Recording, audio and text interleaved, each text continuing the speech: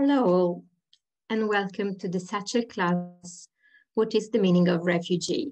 My name is Paola Mileo, and I have been working for over 10 years as a second language and English as additional language teacher and teacher trainer. I now support organizations and schools in projects aimed at the inclusion of minors with a migrant background. Here, together with Satchel, we are offering this class to celebrate Refugee Week 2021, whose theme is We Cannot Walk Alone. Why a lesson on life skills and refugees? We hope that by exploring the words around refugees and some key facts, you can develop your own understanding around the cause affecting refugees.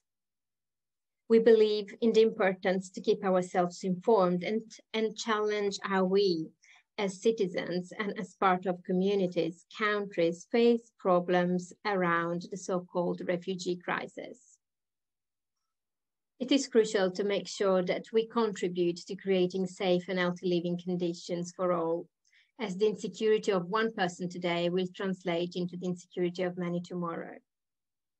All the data and facts to create this class are taken from the UNHCR, the Office of the United Nations High Commissioner for Refugees, which was first established in 1951 to protect the human rights of refugees and provide for their assistance through legal, social, and economic aid.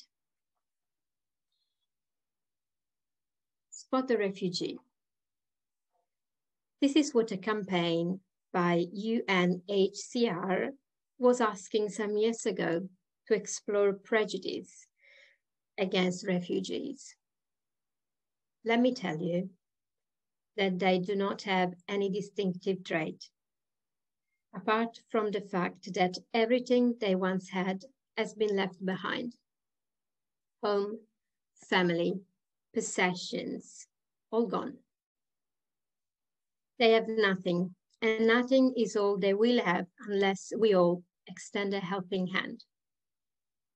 In this lesson, we are going to develop a basic understanding of why people become refugees, starting from defining words. What is the difference between refugee or migrant? The word migrate, the verb migrate, means people moving to find better living conditions. A migrant is someone staying outside their country of origin. It takes its roots in Latin language, migratio, moving to live in another place. As human, as people, we move, birds move, but also parts of our bodies, like atoms and molecules. The term migrant and refugee are often used interchangeably, but there is a legal difference, as a migrant is someone who chooses to move, while a refugee is someone who is forced to move. It's important to define what the forcibly displaced mean.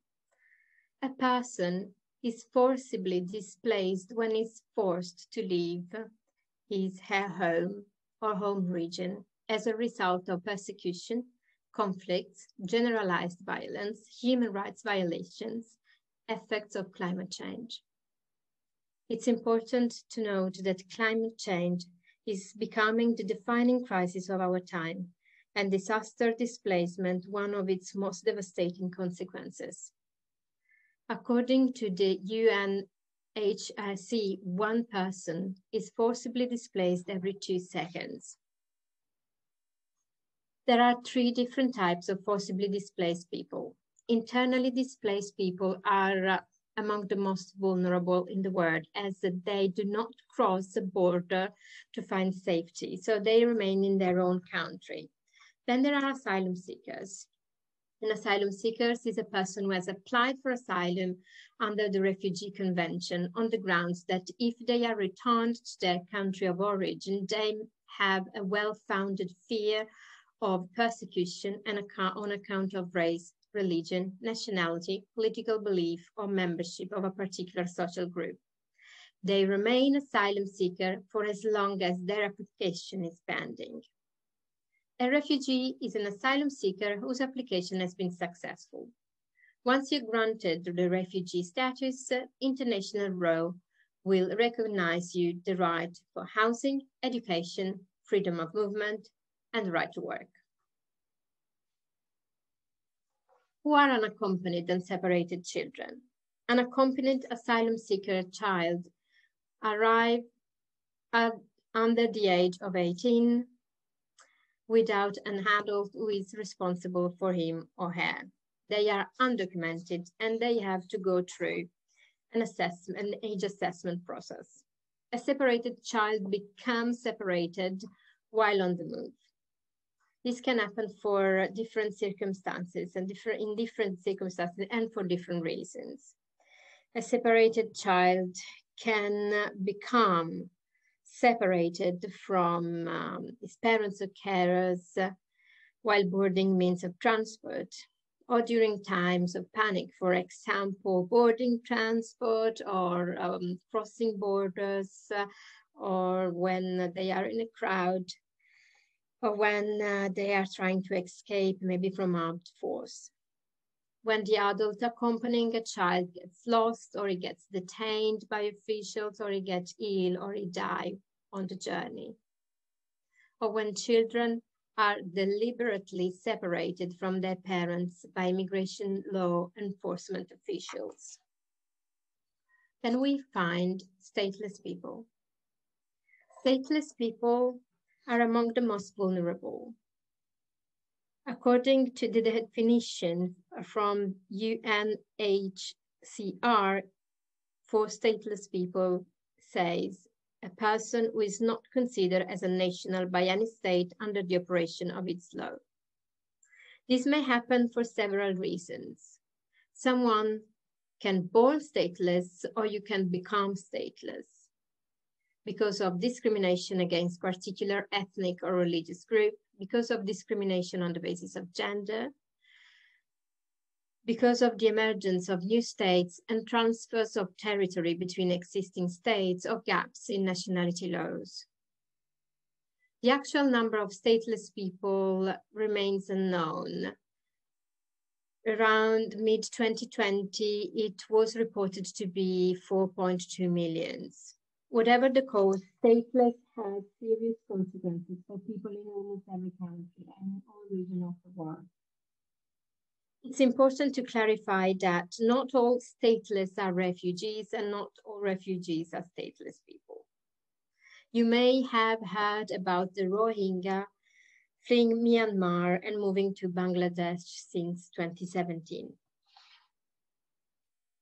Now we're going to explore some facts and numbers. There are 80 million forcibly displaced people worldwide, where 45.7 million are internally displaced people, so they stay in their own country.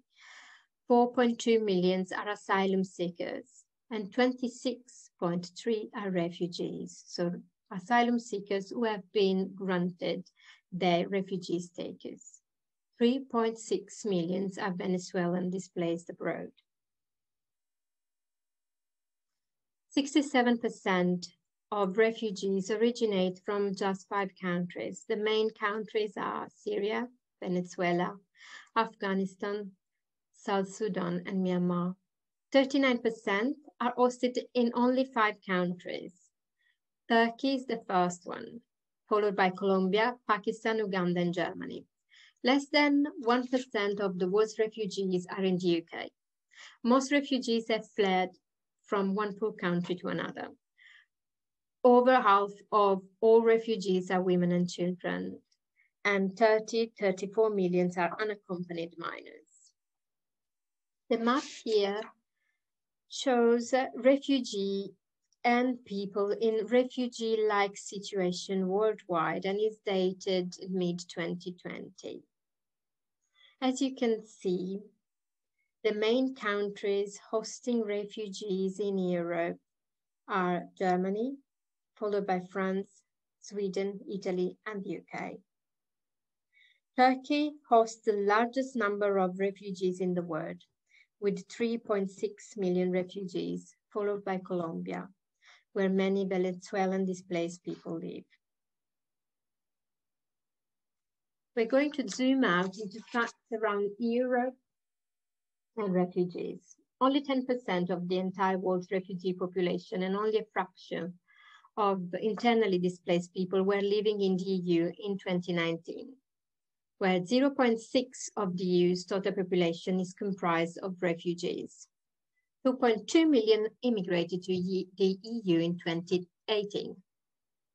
On the left-hand side, the graph is showing the top 15 nationalities of first-time asylum applications, where the first one is Syria, then there is Afghanistan, Venezuela, Colombia, Iraq, Pakistan, Turkey, Nigeria, and so on. On the right-hand side, there is a graph showing residence permit by reason dated 2019. You can see that asylum sums up to 9%. Then 4% is education, other 32, family is 38, and work is 17. We're going to zoom out into the UK for facts and numbers around refugees. The UK asylum system is very rigid, it's very tough. It's very difficult to provide all the information to be eligible for asylum and to be granted the refugee status. Since 2005, most people who are recognized the refugee status are only recognized this for 5 years. Last year, there was a 24% decrease in asylum application given to COVID. The main countries applying for asylum in the UK are Iran, Albania, Eritrea, Iraq, and Sudan. These according to data of 2021. In terms of the number of asylum applications per head of population, the UK ranks 17th highest in Europe. People seeking asylum can be detained indefinitely, and sometimes this even includes children. At the end of March 2019, more than 1,000 people were in detention centers, where 538 were seeking asylum. Separated children in the UK can be granted a short-term leave equal to 2.5 years. The top country of origin for application for unaccompanied children are Sudan, followed by Eritrea, Afghanistan, Vietnam, Iraq, Iran, Albania, Ethiopia, and Syria. Newly granted refugees can face destitution and homelessness. This is because after 28 days that they are granted the status of refugees, the support that they were receiving ends. And once that they are left with no support, they will have to sort out their situation in terms of accommodation and income. And this many times will lead them to become homeless. Family reunion laws can be very strict, but it's a good way to reunite with members of your family. But only wives and dependent children can apply for family reunion. Not even unaccompanied children can claim their parents to join them in the UK. The map here shows the main European migration routes. It is dated 2015. However, they remain very similar. Going clockwise, we find the Western Balkan Way, Eastern Mediterranean, Central Mediterranean, and the Western Mediterranean crossing Spain. It's very dangerous to cross the Mediterranean. And since the death of Alan Kurdi happened in September 2015, an average of 2 children die every day trying to make the crossing to Europe. You may have seen the image of the dead body of Alan Kurdi, a 2-year-old boy who became a symbol. The graphs here show the deaths from the 1st of January the 1st January, to May 2021. And they sum up to 111. I would assume that they are more, considering that these are the registered deaths and so many people just disappear. The journey to Europe from the country that one person is fleeing and the host country can take from 1 to 3 years. It's very dangerous. And while on the move, people face numerous risks. Risk of physical, psychological, and sexual violence, abuse and exploitation from traffickers, armed forces, government officials, smugglers, armed gangs, physical hardship given to lack of food and water, unsuitable places to stay and sleep, lack of access to sanitation services. Health concern like illness, lack of medical support, services, malnutrition, dehydration, physical and mental health problems, hostility, stigma, and discrimination when crossing borders and joining other people on the move, poverty, lack of money to pay costs of journey, which may lead to hazardous activities such as having sex in return for cash, work for criminals or taking on dangerous tasks, inappropriate treatment by officials, extortions, and imprisonment. It is known that up to 50% of unaccompanied minors go missing at some point during their journey to the UK, to the EU.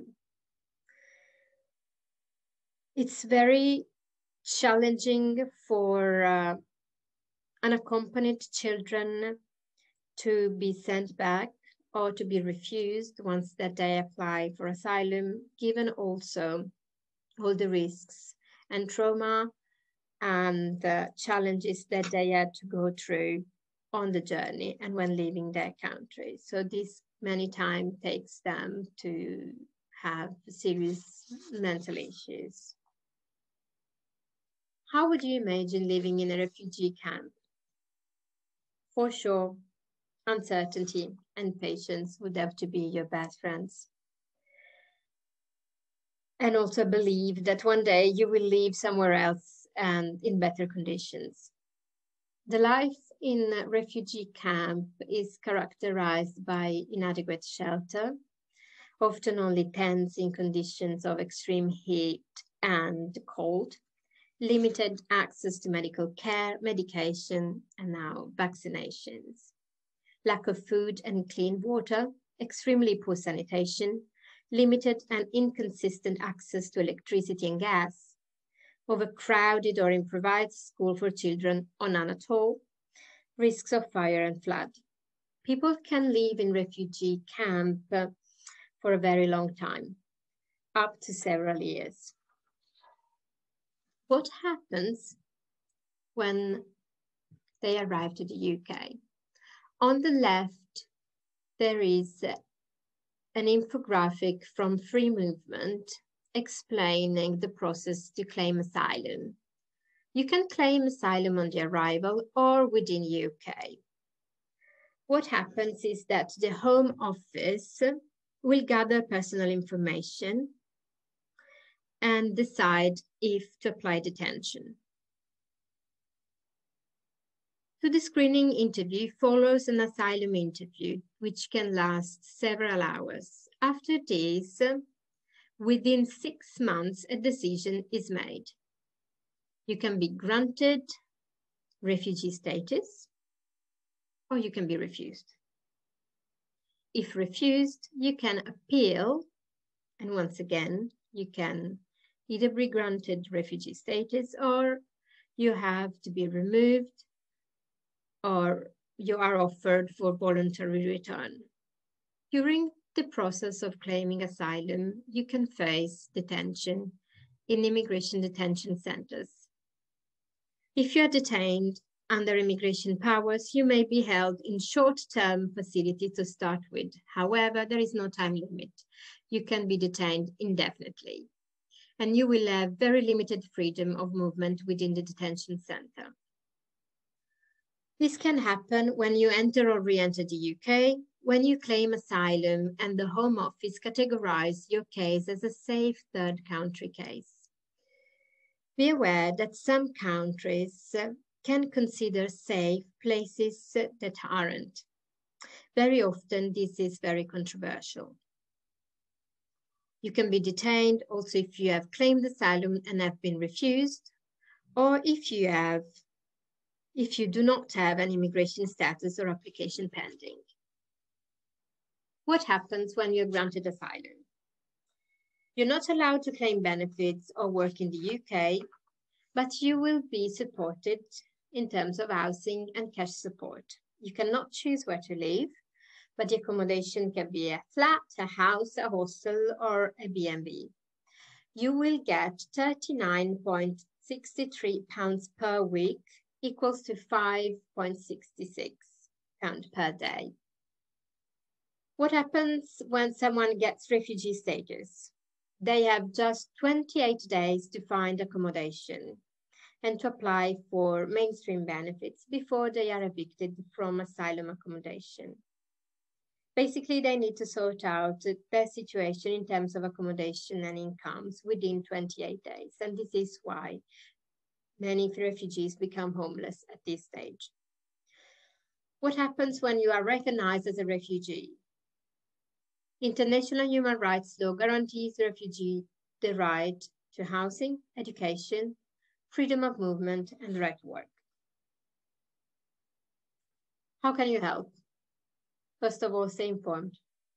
Explore the causes behind people fleeing their homes and challenge how your country is facing this. Regarding this, I want to quote something that Alexandra Ocasio-Cortez just said a few days ago. We can't help set someone's house on fire and then blame them for fleeing. Investigate if people on the move and in host countries are granted their rights. Challenge if your school, your community, district, city, and country provide accessible and meaningful opportunities to refugees to settle and rebuild their lives, and widely to create safe and peaceful communities for us all. Within your school community, establish an inclusive approach to better accommodate the needs of children, carers, and families with a migrant background. Explore volunteering opportunities in your communities or even online. Organize fundraising events to support local grassroots organizations serving refugees in your neighborhood. Speak out for those peers who are still new to your language. Spread the word and allow people next to you to have informed conversation on topics around refugees. Make sure you build meaningful opportunities for yourself and others to contribute to creating a better society. Most important of all, remember, we cannot walk alone. Here, some tips on how you can keep yourself informed. There are official websites where you can gather information around refugees, like the UNHCR or the European Commission, the Atlas on Migration, Refugee Council, Red Cross, and Amnesty International. I would strongly suggest you to explore the interactive map Flow Towards Europe and to visit Refugee Week website and Simple Acts for films, books, and more. Thank you all for your time and moreover for showing interest into the refugee subjects. Remember that changes can happen and it's up to you as well.